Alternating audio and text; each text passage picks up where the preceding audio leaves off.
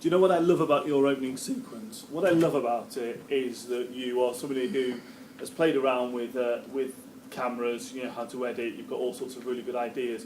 But what you've done in this piece of work is you've approached it like a pro. So what you've done is you've thought, we've learned from research, an opening sequence sets up the narrative, it has a clear genre, characterisation is established from the start, the audience is told ideologically how you're supposed to respond to them, you've got to include titles, and you've just gone about systematically ticking all of those boxes. And you've been very, very clever, and you've been very successful in the way you've done it as well. So if we take every one of those things in turn, your piece of work shows excellence in so you've got an establishing shot at the start, you've made it clear where and when the film is set.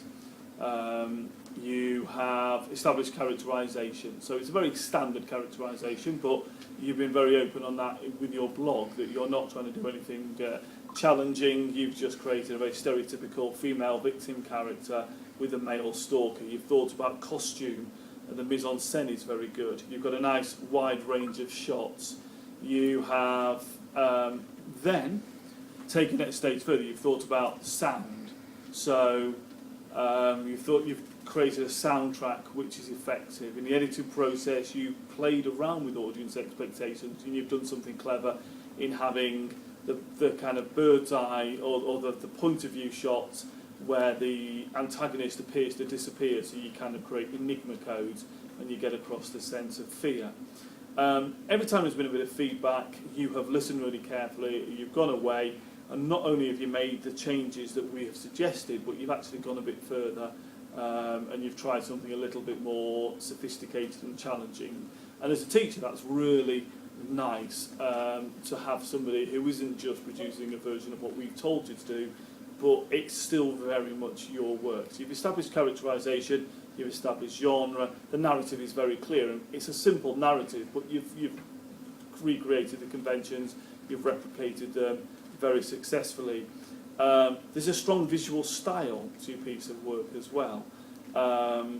The integration of text into your final edit to get the titles across again is really successfully done.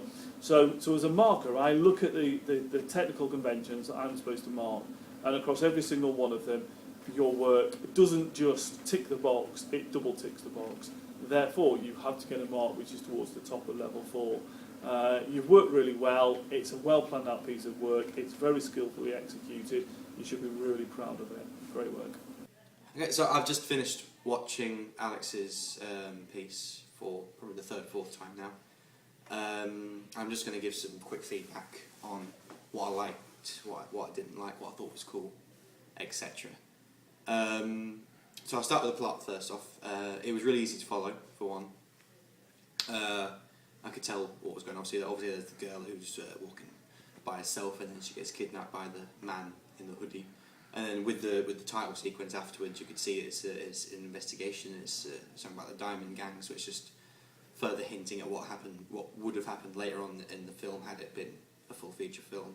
So, like I say, it wasn't confusing. It wasn't conceptual, but it was simple, but in a good way. It was a good, simple way to understand it. If you don't want to confuse an audience member too much at the beginning of a film, because it can turn people off, which then in turn causes them to turn over should they be watching it on TV. Other than that, the camera work I thought was really good as well. You could tell that quite a lot of it was handheld shots because of the shakiness of it, but although some people may say it's distracting, it kind of fits with the whole thing because it adds a sense of tension to the opening sequence, the whole shakiness of it, the whole. It's like the viewer is nervous, is shaking. So in some essence, it kind of includes them further into the plot. Other than that, the camera work did work. There were a few nice shots in there, a few panning shots going back and forth. At all times, at points they used the 180-degree rule, which again made it easier, but occasionally broke that again to add to the whole idea of it being scary, it being over the top, etc. Which of course worked. In terms of visual style, I really like the use of black and white. I think it really fit the scene well. It kind of added a film noir kind of sense to it, which in film noir you get those those hardcore investigations, etc. And obviously this being either a kidnapping or a murder, we're not actually sure. Probably would be explained further on in the film, but it adds to that sense. And the black and white also just kind of makes it more creepy. It takes away some of the brightness from the plot. When you don't want it to be bright, you want it to be dark and murky, as the plot highlights as well. I thought the editing was really good as well. I liked all the jump cuts, etc. I really liked during the title sequence when it flashed in between different shots, it actually had the flash effect on it. So it's kind of like someone taking pictures of the boards, which again added to the whole investigation feel to it. Soundtrack, no, that I really did like. I really did think it emphasised the creepiness of the thing. There was one particular bit that in the background you heard like whispering, or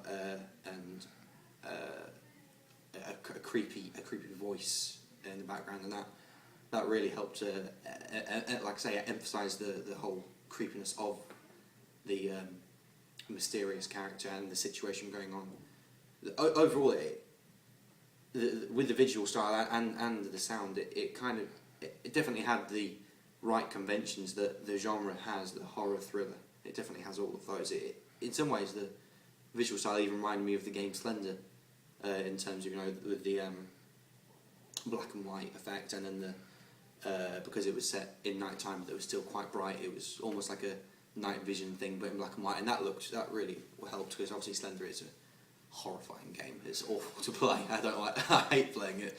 But overall, I think it works really well, and I was quite impressed. Hi, I've just watched the opening sequence, and I thought that the visual style reminded me a lot of Sin City. That was one of my favourites, as it felt like the action was taking place on a different plane to the background. I also liked how the investigation board in the title sequence, it added an element of intrigue to the plot, and it made me want to watch the rest of the movie. The soundtrack I thought was brilliant. It was very appropriate to the genre, and it built up a lot of tension. So as the audience member, I obviously didn't know what was going to happen next. I thought the plot was slightly thin in the first part, although it was fleshed out well. It was so weird, that is Type of sequence and built intrigue. The girl sometimes went out of frame. However, I Tell you did what, like I the was other dipping POV shots. The actual visual style overall reminded me of Sin City, so that's quite good as well. muffin and maple syrup. Things in the background seem to be on a different plane to the action, so it all worked together quite nicely. The shots were all edited together pretty well as well. The soundtrack as well was really appropriate to the genre, and it built the tension appropriately too.